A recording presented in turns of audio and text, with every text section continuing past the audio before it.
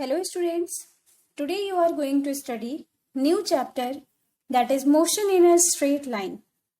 But before knowing about motion, let's first know about mechanics. So what is mechanics and what are its various sub-branches? Mechanics is the branch of physics that deals with the conditions of rest or motion of the material objects around us. Sub-branches of mechanics are statics, kinematics, and dynamics. So first one is statics. Statics is the branch of mechanics that deals with the study of objects at rest or in equilibrium even when they are under the action of several forces. So in statics, we deals with the objects which are at rest or in equilibrium. And the measurement of time is not essential in this. Second one is kinematics. The word kinematics comes from Greek word kinema, which means motion. So, kinematics is the branch of mechanics that deals with the study of motion of objects without considering the cause of motion. So, in kinematics, we doesn't consider the cause of motion of the objects, and measurement of time is essential. Third one is dynamics. The word dynamics comes from Greek word dynamics, which means power. So, dynamics is the branch of mechanics that deals with the study of motion of objects taking into consideration the cause of their motion. So, in dynamics, we consider the cause of the motion of the objects. Now, what do you mean by rest? An object is said to be at rest if its position is not changing with respect to time. For example, a book lying on a table. Next one is, what is motion? An object is said to be in motion if its position changes with respect to time. Motion is common to everything in the universe. For example, a train moving on rails. Even when we are sleeping, air moves into and out of our lungs and blood flows in arteries and veins. Rest and motion are relative terms.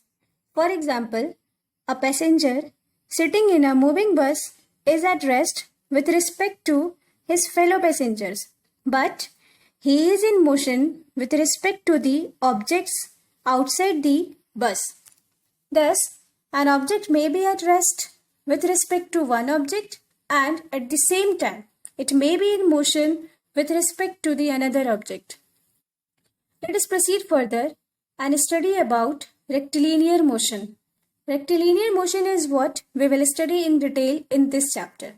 So, what do you mean by rectilinear motion? Motion of an object along a straight line is known as rectilinear motion. That is, when an object is moving in a straight line, then it is called rectilinear motion.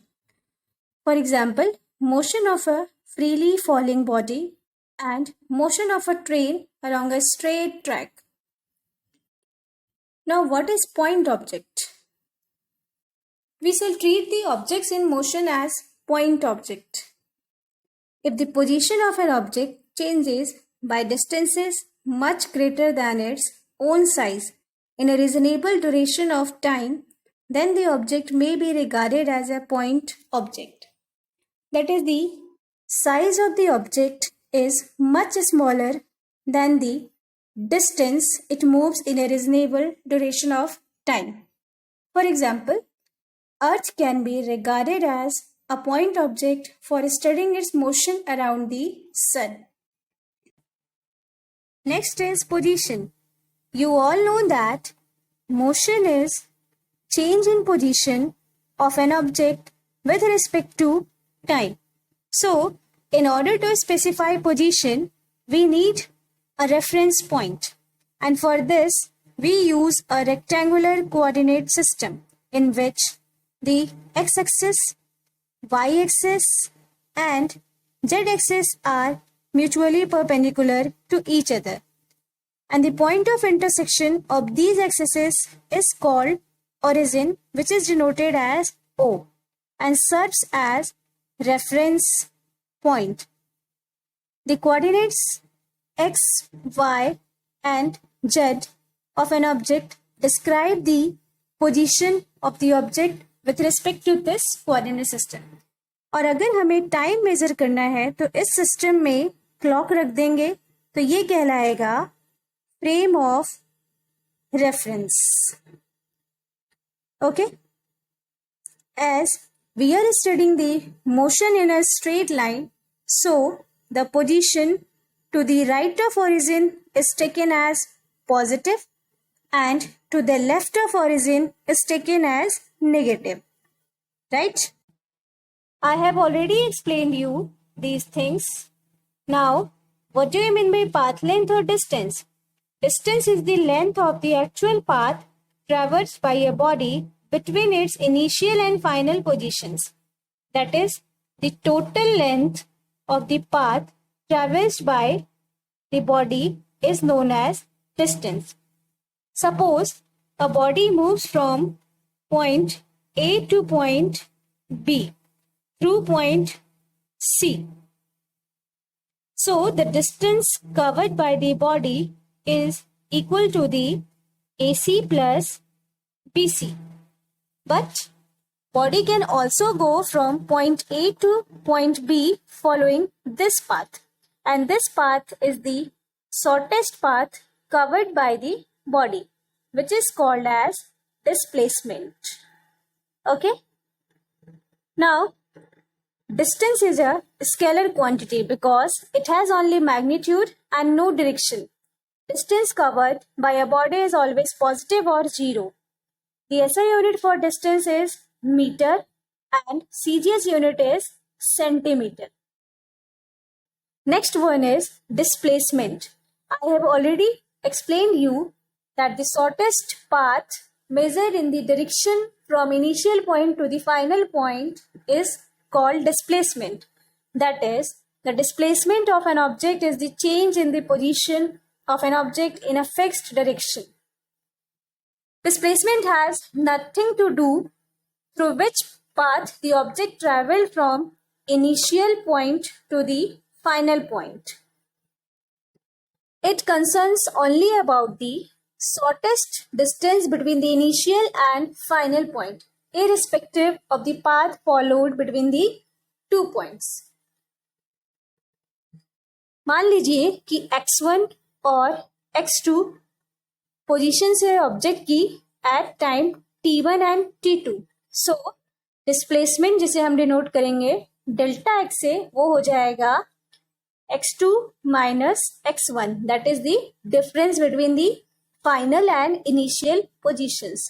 Delta is a Greek letter used to denote a change in a quantity.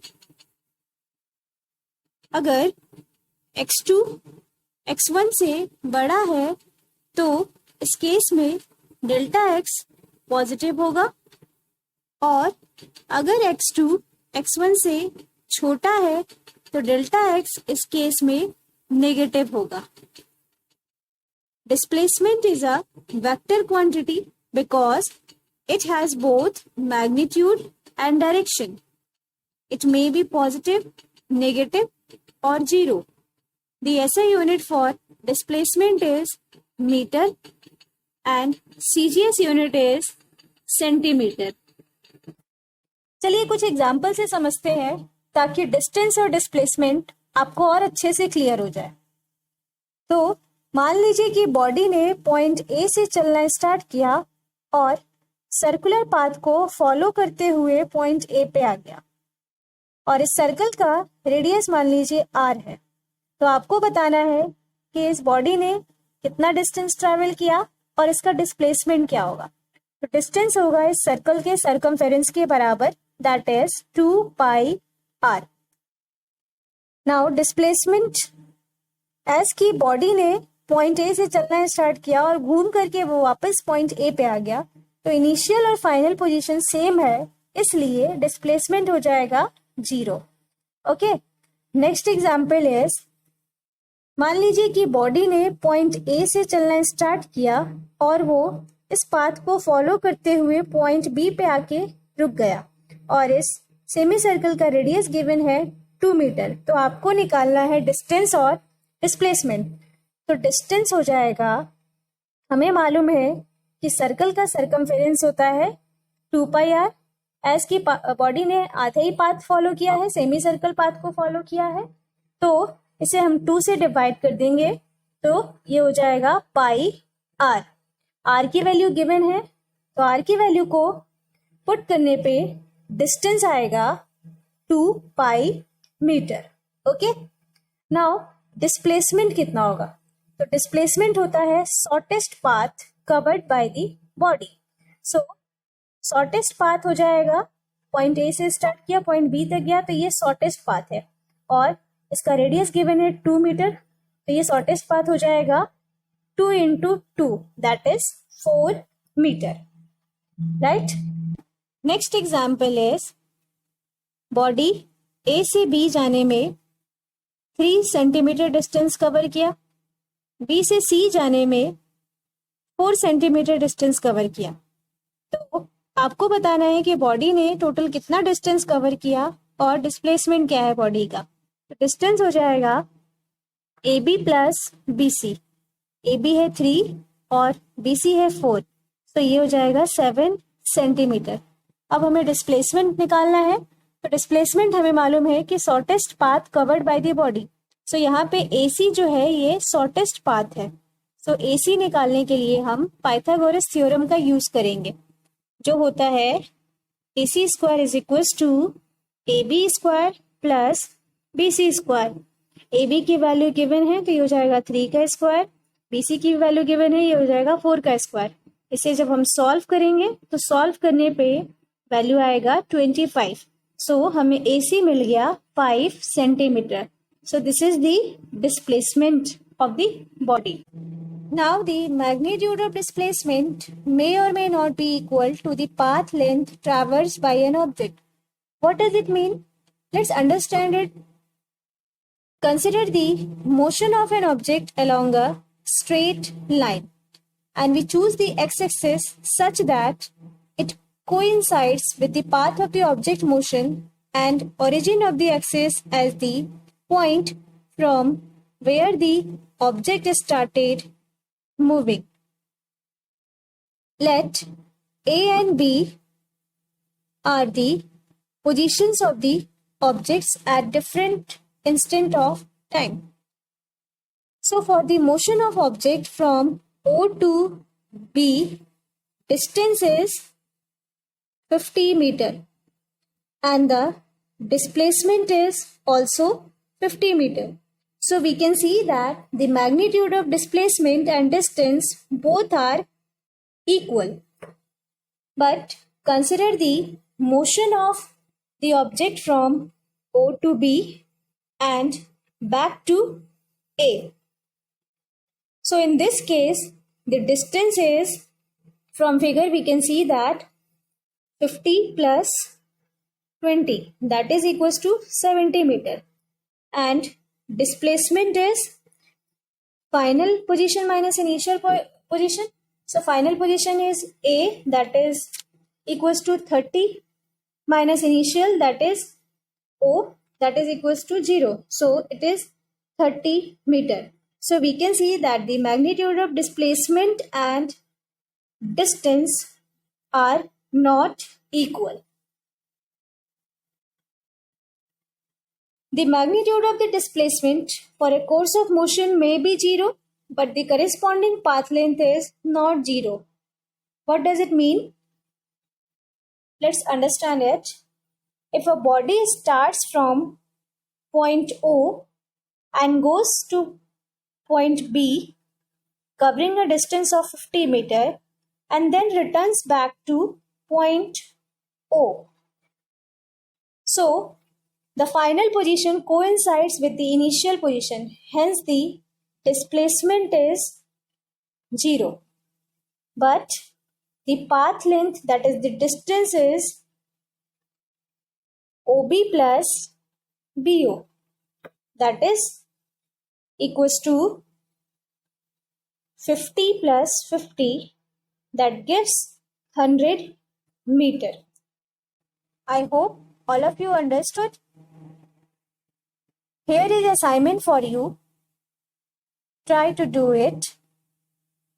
That's all for today's session. Thank you very much.